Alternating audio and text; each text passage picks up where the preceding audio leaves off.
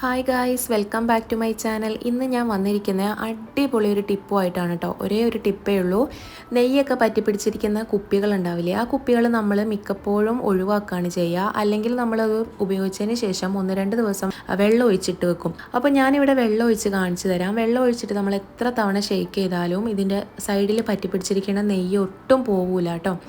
അപ്പോൾ ഇതിൻ്റെ നെയ്യ് 2 സെക്കൻഡ് കൊണ്ട് എങ്ങനെ ഇളക്കിയെടുക്കാമെന്നാണ് ഇന്നത്തെ വീഡിയോ. ആദ്യം അതിനായിട്ട് ഞാൻ എടുക്കാൻ പോകുന്നത് ഒരു തുള്ളി ലിക്വിഡ് ഡിഷ് വാഷാണ്. കുറച്ച് ഒഴിച്ചു കൊടുത്താൽ മതി. ലിക്വിഡ് ഡിഷ് വാഷ് ഇല്ലാത്തവർ വിമ്മൊക്കെയാണ് യൂസ് ചെയ്യുന്നതെങ്കിൽ വിമ്മ് കലക്കി ഒഴിച്ചാലും മതി.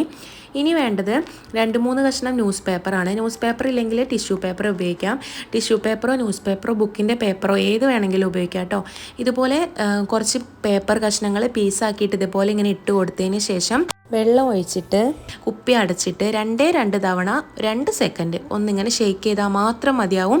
കുപ്പീൻ്റെ ഉള്ളിലുള്ള എല്ലാ നെയ്യും പോയിട്ടുണ്ടാവും കേട്ടോ.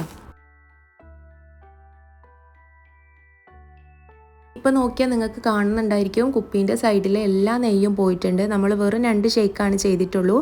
കണ്ടോ? അപ്പോൾ നമ്മളിങ്ങനെ ഷെയ്ക്ക് ചെയ്യുന്നതോറും കുപ്പി ഒന്നും കൂടെ വൃത്തിയാവുകയാണ് ചെയ്യുന്നത്. അപ്പോൾ ഫുള്ള് നെയ്യും പോയിട്ടുണ്ട് കേട്ടോ. ഇനി നമുക്ക് ഇത് ഒഴിവാക്കിയിട്ട് ഞാൻ കാണിച്ചു തരാം.